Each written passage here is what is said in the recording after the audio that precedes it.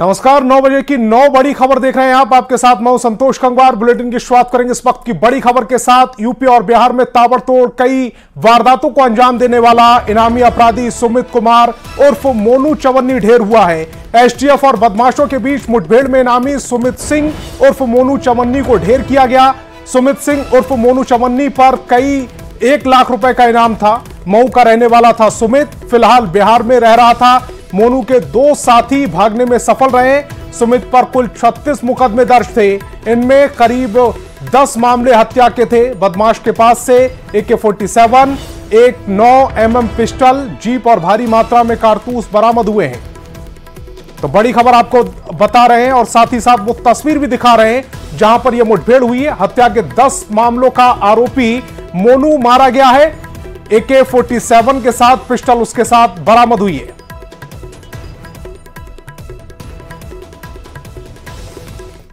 और लखीसराय के बढ़िया में एक स्कूल के 3 छात्र आपस में भिड़ गए, जिसमें एक छात्र ने 3 छात्रों पर चाकू से हमला किया है। आरोपी छात्र का कहना है कि बार बार उसे परेशान किया जा रहा था, चिढ़ाया जाता था, इसीलिए उसने ऐसा किया है। घटना श्री कृष्ण मध्य विद्यालय की बताई जा रही है। बताया जा रहा है कि लंच ब्रेक के दौरान 2 छात्रों के बीच झगड़ा हुआ था। गुस्से में आकर एक छात्र ने चाकू निकालकर दूसरे छात्र पर हमला कर दिया। उसे बचाने आए 2 और छात्र भी इस हमले में घायल हो गए हैं। 3 घायलों को तुरंत अस्पताल में भर्ती कराना पड़ा है, जहां उनका इलाज चल रहा है। वो तस्वीर भी देखिए जहां छात्र घायल हुए, उनका इलाज चल रहा है। पुलिस वहां पर पहुंच गई है। बताया जा रहा है कि एक छात्र को कुछ छात्र चिढ़ाते थे, इसी से नाराज होकर यह हमला किया गया है। और हम लोग मध्याह्न भोजन बच्चा को करवा रहे थे, लाइन लगा के। सब बच्चा क्लास से आ रहा था, निकल रहा था। इतना देर में ये हल्ला हुआ कि बच्चा लोग लड़ाई कर रहा है। तो हम लोग दौड़ के क्लासरूम में पहुंचे तो एक बच्चा के हाथ में चाकू था और वो चाकू से लोग पर प्रहार कर चुका था। जब तक हम लोग पहुंचे, चाकू से प्रहार विद्यालय का ही बच्चा है। कुछ पता भी नहीं चला, 2 मिनट के अंदर ये लोग इतना घटना कर दिया। और हम लोग तो अवाक रह गए। बस तुरंत वहाँ फर्स्ट एड दिए, इन लोग को फर्स्ट एड निकाल के और फिर तुरंत हॉस्पिटल लेके। तो राकेश हमारे संवाददाता ज्यादा जानकारी के साथ फोन लाइन पर जुड़ गए हैं। राकेश, ये हमला हुआ है, बताया जा रहा बच्चे को चिढ़ाया जाता था, लेकिन सवाल यह भी उठता है कि बच्चा स्कूल में चाकू लेकर कैसे पहुंच गया? जी बिल्कुल, देखिए जिस छात्र पे आरोप है उस पे पूर्व में भी इस तरह की घटना का अंजाम देने का आरोप लगा था, जिसके बाद प्रिंसिपल उसके नाम को स्कूल से काट दिया था। लेकिन जब उसके गार्जियन वहां पे पहुंचे और समझा बुझाकर फिर से नामांकन दर्ज करवाया गया, लेकिन बड़ी लापरवाही मानी जाएगी स्कूल प्रबंधन की कि जिस तरह से वह छात्र जो है चिढ़ाने को लेकर विवाद शुरू हुआ और अचानक जेब में रखे चाकू से 3 छात्र ऋषिकेश, ऋषभ और सुजीत को चाकू गोद दिया, जिससे तीनों बुरी तरह से घायल हो गए। हालांकि देखिए बढ़ैया पुलिस वहां पे पहुंची है और छात्र को हिरासत में लेकर के पूछताछ कर रही है कि आखिर चाकू स्कूल तक कैसे ले गया और क्या विवाद हुआ। जी राकेश, शिक्षकों का इस पूरे मामले पर क्या कहना है और जो छात्र घायल हुए उनके परिजनों का क्या कहना है? जी देखिए, परिजन जो छात्र ऋषभ, सुजीत और ऋषिकेश जो घायल हैं उनका इलाज रेफरल अस्पताल में करवाया जा रहा है। परिजन वहां पे जो आरोपी छात्र हैं उन पर कार्रवाई की मांग कर रहे हैं। और शिक्षक जिस तरह से बता रहे हैं कि लंच ब्रेक के बाद मध्याह्न भोजन चल रहा था, उसी दौरान इस तरह की कमरे के अंदर जो है क्लासरूम के अंदर इस तरह का घटना हुआ। जानकारी मिलते ही वहां पे पहुंचे और तुरंत जो है तीनों को इलाज के लिए रेफरल अस्पताल बढ़ैया पहुंचाया है। हालांकि पूरे मामले की तफ्तीश जो है बढ़ैया पुलिस करने में जुटी है। जी राकेश, इस तमाम जानकारी के लिए आपका बहुत बहुत शुक्रिया। किसी बच्चे को अगर बार बार परेशान किया जाए तो उसकी मानसिक स्थिति पर जरूर इसका असर पड़ेगा, पर इसके जवाब में ऐसी घटना को अंजाम देना सही नहीं है। ऐसे में यह जिम्मेदारी माता पिता की बनती है कि वे अपने बच्चे पर ध्यान दें, उनसे बात करें कि स्कूल या घर में या घर के बाहर उनके साथ कुछ गलत तो नहीं हो रहा। अगर हो रहा है तो इसे समझाएं ताकि कोई बच्चा इस तरह की गंभीर अपराध में लिप्त ना हो। खबर में आगे बढ़ेंगे। पटना के नेहरू नगर में हुई रिटायर्ड प्रिंसिपल की पत्नी की हत्या मामले में पुलिस ने जांच शुरू कर दी है। पूरी वारदात का सीसीटीवी फुटेज भी सामने आ गया है। सीसीटीवी में 3 नकाबपोश बदमाश घर में घुसते हुए दिख रहे हैं। पुलिस को शक है कि जिस घर में महिला रहती थी उस घर की रेकी की जा रही थी। पुलिस ने जल्द से जल्द मामले का खुलासा करने का दावा किया है। एफएसएल की मदद से जांच आगे बढ़ रही है। टेक्निकल इन्वेस्टिगेशन में आगे बढ़े हैं थोड़ा, ठीक है ना, इस घटना में। और जो हमारी एफएसएल की टीम ने भी कुछ कलेक्ट किया है, जो अभी सैंपल्स वगैरह जो उठाए हैं, फिंगरप्रिंट की भी टीम वहाँ पहुँची, उसने भी कुछ उठाए हैं। और जो डॉग ट्रैकर की टीम गई थी वो भी, उसने भी वहाँ पे ट्रैक किया है कुछ। तो इन सब बिंदुओं पर अनुसंधान अभी जारी ही है। मोतिहारी में जिला पार्षद सुरेश यादव हत्याकांड का मुख्य आरोपी गिरफ्तार हो गया है। पुलिस ने आरोपी रमेश महतो को गिरफ्तार कर लिया है। पुलिस के अनुसार इसी ने जिला पार्षद के मर्डर की साजिश रची थी।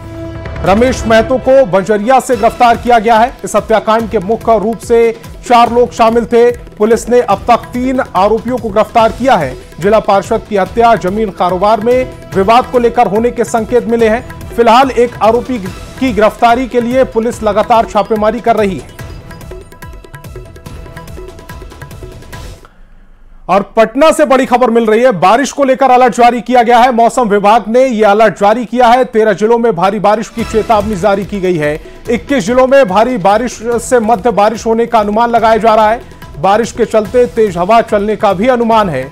बताया जा रहा है कि 30 से 40 किलोमीटर प्रति घंटे की रफ्तार से हवा चल सकती है। जमुई, लखीसराय, बांका में भारी बारिश को लेकर ऑरेंज अलर्ट जारी किया गया है। पटना, शेखपुरा, नालंदा, मुंगेर, गोपालगंज, सिवान, जहानाबाद, अरवल, बक्सर, भोजपुर में येलो अलर्ट जारी किया गया है।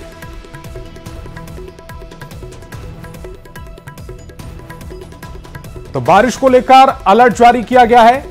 बड़ी खबर आपको पटना से बता रहे हैं। मौसम विभाग ने यह अलर्ट जारी किया है। साथ ही साथ 30 से 40 किलोमीटर प्रति घंटे की रफ्तार से हवा चलने की भी संभावना व्यक्त की गई है।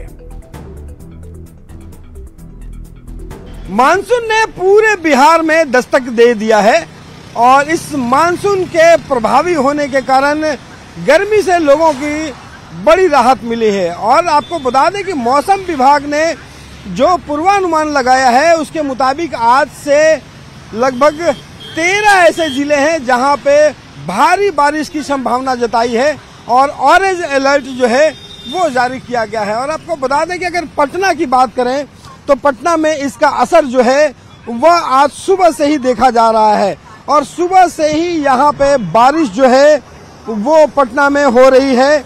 और मौसम विभाग के मुताबिक जो जमुई, लखीसराय और बांका के कई ऐसे जगह हैं जहां पे भारी बारिश जो है वो हो सकती है। और इसी को लेकर के इन जिलों के लिए ऑरेंज अलर्ट जारी किया गया है। वहीं अगर पटना, शेखपुरा, नालंदा, मुंगेर, गोपालगंज, सिवान, जहानाबाद, अरवल, बक्सर और भोजपुर के जो जिले हैं वहां के लिए येलो अलर्ट जो है वो जारी किया गया है। और 21 जिलों में भारी से लेकर मध्यम बारिश की चेतावनी जारी की गई है। खास बात यह है कि मौसम विभाग ने जो वैज्ञानिक है उन्होंने बताया है कि इस बार जो जुलाई का महीना है उसमें सामान्य से अधिक बारिश हो सकती है। और ये प्रभाव जो है वो महासागर में ला नीना के प्रभाव के कारण ऐसा देखा जा रहा है। मौसम वैज्ञानिक का कहना है कि ला नीना जैसा जो स्थिति है वो बन रही है और जिसके कारण जो बारिश है वो सामान्य से 110 सेंटीमीटर जो है वो ज्यादा हो सकती है। 110 mm जो है वो ज्यादा हो सकती है। यहाँ पे अगर बिहार की बात करें तो लगभग 340 mm बारिश सामान्य होती है। लेकिन इस बार जुलाई महीनों में ये बताया जा रहा है कि यह बारिश जो है वो 375 से 390 mm बारिश जो है वो हो सकती है। कैमरा पर्सन अमित के साथ रवि एस नारायण, न्यूज 18 पटना। गुजरात में मानसून की दस्तक के बाद से कई जिलों में भारी बारिश का दौर जारी है। भारी बारिश के कारण जूनागढ़ के लोगों को बाढ़ जैसे हालातों का सामना करना पड़ रहा है। वहीं अहमदाबाद में कई इलाकों में सड़क धंसने के मामले सामने आए हैं। भारी बारिश के चलते कई शहरों में जल भराव की स्थिति पैदा हो गई है। साथ ही नदियों का जल स्तर भी उफान पर है। भारी बारिश से लोगों को कई तरह की मुश्किलों का सामना करना पड़ रहा है। सूरत, अहमदाबाद, जूनागढ़, भुज, बापी और भरूच के कुछ इलाके जलमग्न की स्थिति पैदा हो गई है। साथ ही निचले इलाकों में भी जलमग्न देखा जा रहा है। सड़कें पानी से लबालब हैं, जिससे ट्रैफिक की आवाजाही की समस्या हो रही है। गुजरात में अगले कुछ दिन लगातार बारिश होने की संभावना है। लोकसभा चुनाव खत्म होने के बाद कांग्रेस में गुटबाजी, दरार और अंतर्कलह खुलकर सामने आ गई है। लोहरदगा में पार्टी की समीक्षा बैठक में प्रदेश नेता और पर्यवेक्षक प्रदीप बलमुचू और प्रदीप तुलसियान की मौजूदगी में पार्टी के वरिष्ठ नेताओं के साथ साथ कार्यकर्ता भिड़ गए। तू मैं के साथ ये नौबत आ गई, हाथापाई होने लगी। दरअसल कांग्रेस लोहरदगा जिला अध्यक्ष सुबीर भगत को मंच पर बैठा दिया गया। वरिष्ठ नेताओं ने उनका विरोध किया। हाल में इसके लिए गद्दार शब्द का इस्तेमाल किया जाने लगा। सुखेर भगत के विरोध में और कई कार्यकर्ता गोलबंद हो गए और झगड़े की नौबत आ गई।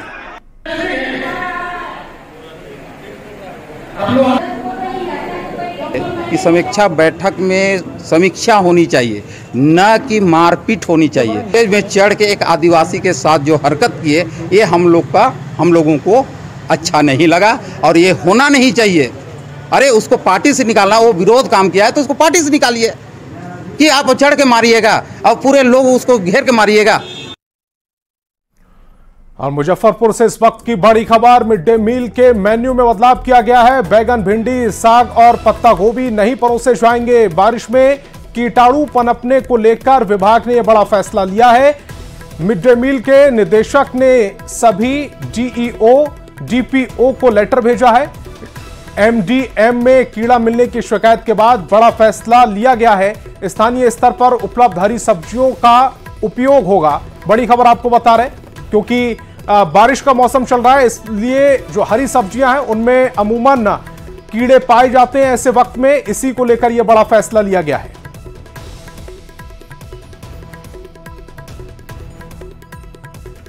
तो बारिश में कीटाणु पनपने को देखते हुए यह फैसला लिया गया है। डीओ, डीपीओ को लेटर भेज दिया गया है। मिड डे मील में कई सब्जियों का इस्तेमाल नहीं होगा। कीड़ा मिलने की शिकायत पर यह फैसला लिया गया है। बड़ी खबर आपको मुजफ्फरपुर से बता रहे हैं।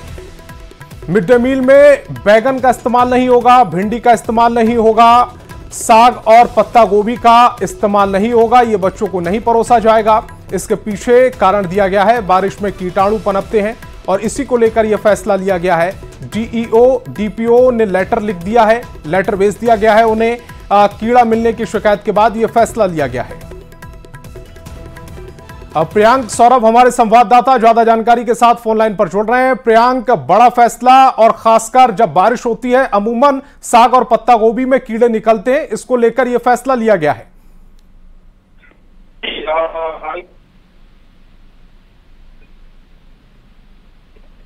भोजन बच्चों को गया में कीड़ा लेकर का यह फैसला है। और तकनीकी खामी के चलते प्रियांक से हमारा संपर्क नहीं हो पा रहा है। प्रियांक, आपसे दोबारा संपर्क साधने की कोशिश करेंगे। बड़ी खबर आपको बता रहे हैं, मिड डे मील में बैगन, साग, पत्ता गोभी नहीं परोसे जाएंगे।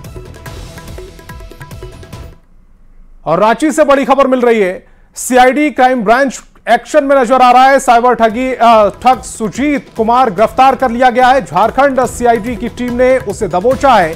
1 करोड़ 40 लाख रुपए की ठगी का उस पर आरोप है। फेसबुक के जरिए यह ठगी करता था, रील पर लिंक भेजकर ठगी करने का यह कारनामा करता था। हैदराबाद, तेलंगाना से साइबर ठग की गिरफ्तारी हुई है।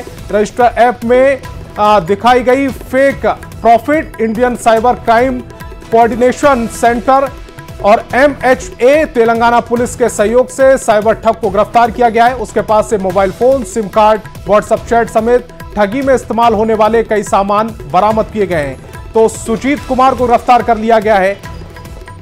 ओम प्रकाश हमारे संवाददाता ज्यादा जानकारी के साथ रांची से जुड़ रहे हैं। ओम प्रकाश, बड़ी कामयाबी।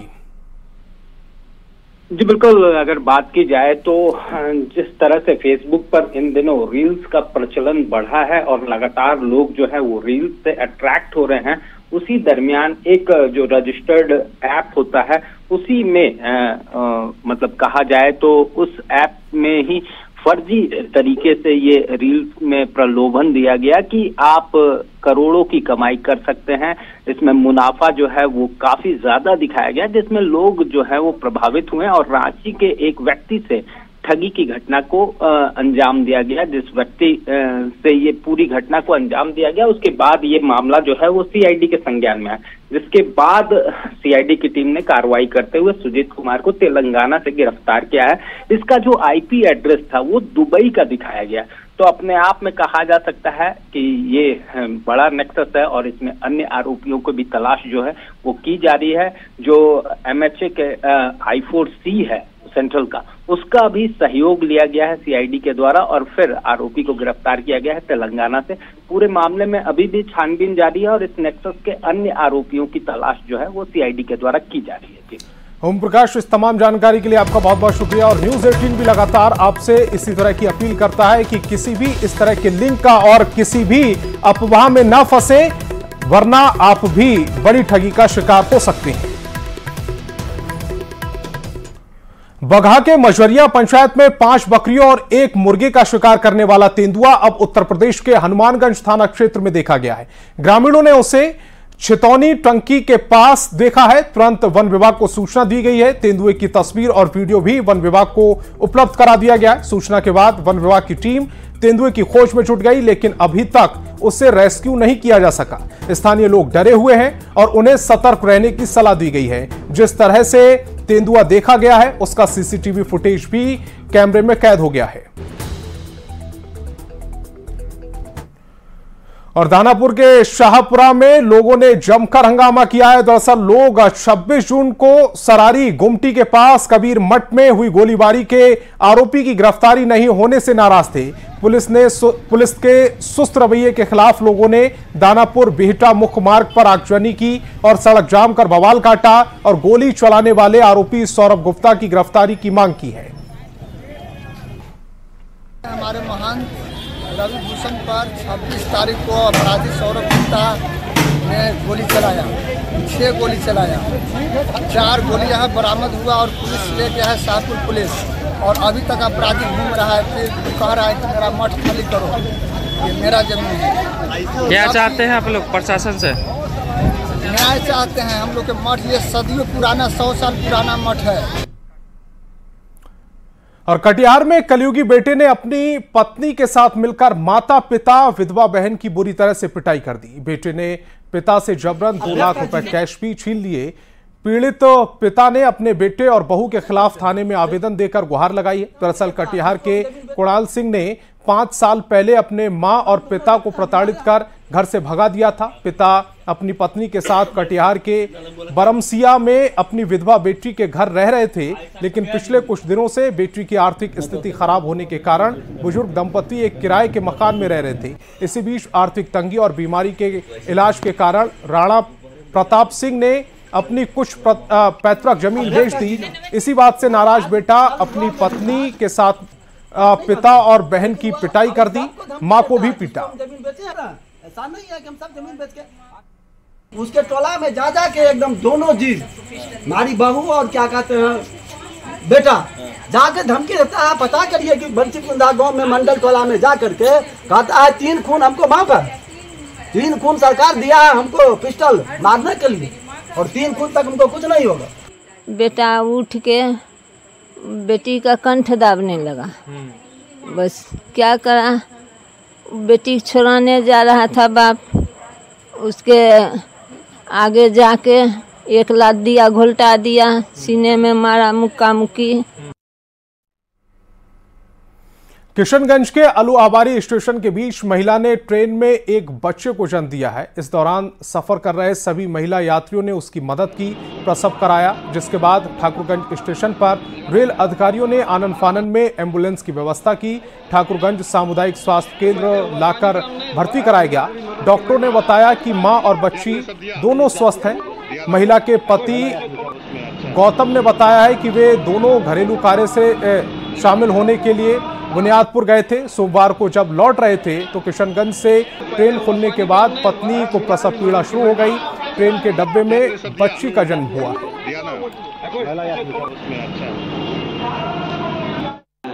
ट्रेन में दर्द स्टार्ट जगह, उसका बाद वहीं पे ट्रेन में ही बच्चा हो गया, तो किशनगंज से आ गए वहाँ। स्टेशन पर क्या मदद मिला? स्टेशन पर मदद मिला, जो ट्रेन में थे बोगी में जो सवारी था तो उन लोग भी मदद किया, सब लेडीज से। ट्रेन में कौन लगेगी आपकी महिला? महिला कौन है आपकी? मेरा परिवार हुआ। आपकी पत्नी है? क्या हुआ, बेटा या बेटी? बेटी हुआ। खुश हैं? खुश तो है, काहे खुश नहीं रहेंगे, बेटी हुआ। जो है एक डिलीवरी पेशेंट स्टेशन पर उतरी है, क्या आप लोग के द्वारा मदद की गई? फर्स्ट एम्बुलेंस बुलाया गया हॉस्पिटल से, एम्बुलेंस से यात्री को जितना सुविधा होना चाहिए हम लोग किए अपने हिसाब से। जो भी हम लोग को सूचना मिला तुरंत मिलने से एम्बुलेंस बुला के यात्री को उतार कर हॉस्पिटल लेकर गए। हॉस्पिटल में भी इलाज। कहाँ से आ रहे थे वो यात्री? वो बालूघाट से। बालूघाट कहाँ से? बुनियादपुर से आ रही थी। मसौढ़ी थाना क्षेत्र के दहीभत्ता के भोला सिंह की हत्या का पुलिस ने खुलासा कर दिया है। हत्या में बहू रंभा कुमारी और उसका साथ देने वाला उसका भाई का बेटा प्रिंस कुमार और बहन का बेटा श्याम किशोर को पुलिस ने गिरफ्तार कर लिया है। मसौढ़ी डीएसपी नव वैभव ने बताया कि भोला सिंह पर 11 जून को गोलियां चलाई गई थी। उस दिन भोला सिंह बच गया। इस गोलीबारी में भी बहू का ही हाथ था। उसके बाद 25 जून को पीएमसीएच में इलाज के दौरान भोला सिंह ट्रेन से घर लौट रहा था। उसी दौरान धनरुआ थाना क्षेत्र के नीमा हॉट के पास ट्रेन में ही उसकी गोली मारकर हत्या कर दी गई। पुलिस को बहू ने बताया कि ससुर भोला सिंह लगातार जमीन बेच रहे थे और पैसा उसे नहीं दे रहे थे, जिसको लेकर बहू ने ससुर की हत्या कर दी। जो संपत्ति थी वो उसका कोई भी हिस्सा उनको प्राप्त नहीं होता था। ये भी है कि हर साल जयप्रकाश सिंह के द्वारा कुछ न कुछ अपनी जो जमीन है उसे बेचा जाता था और उससे जो भी पैसा आता था वो स्वयं ही रखते थे। उसे कभी भी ना अपने पुत्र या जो उनकी पुत्रवधू हैं उनको दिया जाता था। इससे काफ़ी नाखुश थे और ये इस चलते ही ये चाहती थी कि अगर ये नहीं रहेंगे तो हमें सारा जो है, जो भी ज़मीन है, जो भी हमारा है वो इनका हो जाए, इनका रहेगा, इनके बेटे का होगा। और भागलपुर में कोसी नदी लगातार कहर बरपा रही है। नवगछिया सिंह कुंड गांव के सैकड़ों घर और जमीन कोसी में समा चुके हैं। इस साल भी बरसात के शुरुआती दौर में ही कटान शुरू हो गया है। लगातार हो रहे कटाव से गांव के लोग डरे हुए हैं। हालांकि कटाव विरोधी काम प्रशासन की तरफ से किए जा रहे हैं, लेकिन यह नाकाफी साबित हो रहे हैं। घर चलो निकले पक्का चलो ले कम बाबा एक पोटा ने मिले कुछ नहीं टका उठाबो टका घर के बलम घर दे सब घर गेले गेले मैं ते ईटो ने निकाल देलके मरी पड़ गई लगलिए मतलब नहीं भीतर से मरे ये नहीं करवाता है मालिक आता है मुखिया रहता है कोई भी आदमी नहीं कोई आदमी नहीं बोरा खाली भरा बस बोरिया भर के जमा किया कोसी में गया अब फिर जमा हो रहा है यही फिर कोसी में जाने वाला है कुछ होने वाला नहीं है इधर। तो इस बुलेटिन में फिलहाल इतना ही, लेकिन चलते चलते एक नजर सुर्खियों पर।